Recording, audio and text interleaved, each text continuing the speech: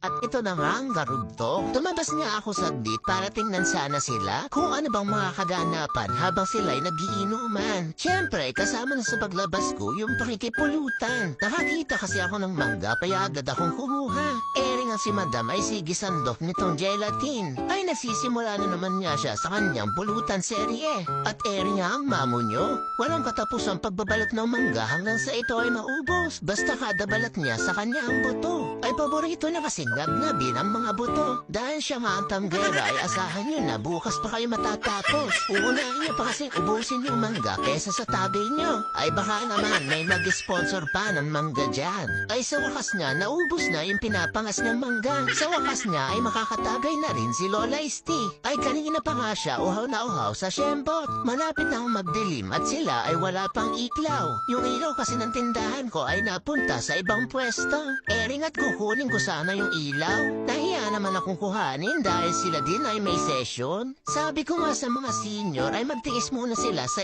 ilaw ng aking tindahan. Wala naman tayong pulutan na matinig kaya okay lang yan. Ayan nga't nagsimula nang magtimpla si Kaitel. Ering at may tumatawag pa ata sa kanyang cellphone. Sinagot nga muna niya yung tawag at ipinagpaliban na pagtitimpla ng Shembot. Pahinga nga muna kayo saglit at kayo wala nang tatagayin. Ering ang mamo nyo ay patingin-tingin. Ay inip na nga siya sa kanyang tagay. Ayan nga't pinangas na lang niya yung huling buto ng mangga. Ay bukas pa yata matatapos sa call center ang Kaitel. Ay inip na nga ang ating mga senior. Fast forward na nga natin at pati ako ay naiinip na. Ay mamo, ikaw na lang kaya magtuloy ng pagtitimpla. Sa wakas nga ay natapos na rin ang pakikipag-call center ng Kaitel. Erit, sinimulan na niyang magtimpla ng Shembot. O siya, dyan na nga muna kayo. Babalik na lang ako kapag mauubos na ulit ang Shembot nyo. Makalipas nga ang kalahating oras ay sinilip ko na sila. Ayan, natubos na naman ang kanilang Shembot. Halata sa kanilang mga mukha na sila ay bitin pa. Hanggat nandito nga ang madam nyo ay hindi pa yan matatapos. Salamat naman at nagbukas na ng ilaw ang kapitbahay. Kahit pa paano ay medyo lumiwanag na. Kung mapapansin nyo nga ay puno na naman ang kanilang pitchel. Nagtimpla nga ulit sila at tama ang hinala ko sila ay bitin pa. Napansin ko nga ay wala na silang mapulutan. Sakto rin naman na wala pa akong tinda at hindi pa ako namimili. Kaya tinanong ko sila kung okay lang ba sa inyo ito ang pulutanin nyo. Puro tinapay na titsirya na nga lang ang natitira sa tindahan ko. Sabi nga nila ay ayos lang daw. Agad ko naman pinitas yung mga gusto nilang pulutanin. Ayos, parang mga magkakapila. Isipin nyo na lang ni Shembot ay kape. Ayan nga tsinaga na ni Lola Pinky yung pulutan niya.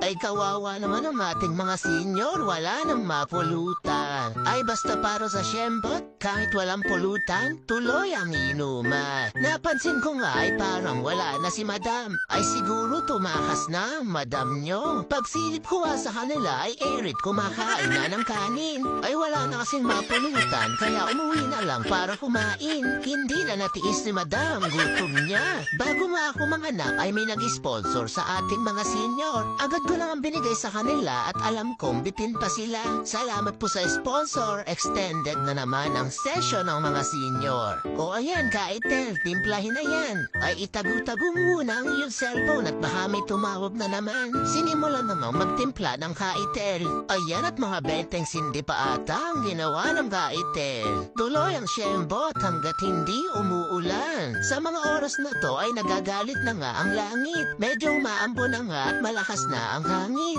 Hindi na nga sila nagdalawang isip at sila ay lumipat na. Umusog na lang sila ng konti dito sa may kapitbahay. Ayan at makikita niya naman yung patak at mukhang lumalakas na ang ulan. Ay talaga namang walang makakapigil sa mga senior. Ulan ka lang, senior kami. Ayan nga't malakas na ang ulan. Ang ating mga senior nga ay wala na palang iniinom. Tinanong ko nga sila kung gusto pa nila ay ayaw na daw nila. Sila daw ay magpapatila na lang ng ulan habang nagchichismisan. Ang mamo nung nga ay umuwi na dahil malapit lang naman daw ang kanyang bahay. Ering at 3 na lang ang natira. O siya, dyan na po kayo at kayo mag-ingat pag-uwi. Hanggang sa susunod na session ulit. Bye mga katagay!